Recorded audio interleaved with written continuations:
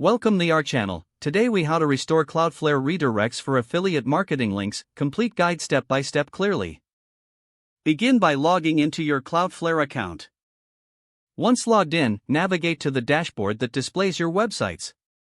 Select the domain for which you want to restore redirects. In the left sidebar, click on the Page Rules tab. If you already have existing page rules, review them carefully.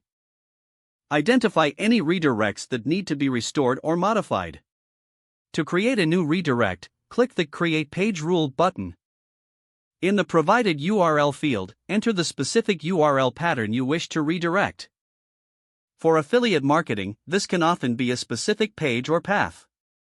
Next, select the action from the drop-down menu. Choose Forwarding URL to create a redirect. You can select between 301 permanent redirect or 302 temporary redirect. A 301 redirect is in the destination URL field, enter the new affiliate link. Ensure that the format of the destination URL is correct and functional. After filling in all necessary fields, click Save and Deploy. Cloudflare will now process your new page rule. To ensure the redirect works properly, visit your original URL. Check if it successfully redirects to your specified affiliate link. If everything appears to work, your redirect is successfully restored. In case of any issues, revisit your settings and verify the entries. Remember to test different scenarios to ensure all redirects function as expected. Once confirmed, you have effectively restored your Cloudflare redirects for affiliate marketing links.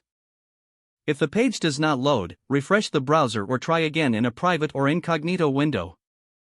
Make sure you are using the correct email address, then retype it carefully to avoid small typos. If your password is not accepted, use the reset option and create a new strong password you can remember.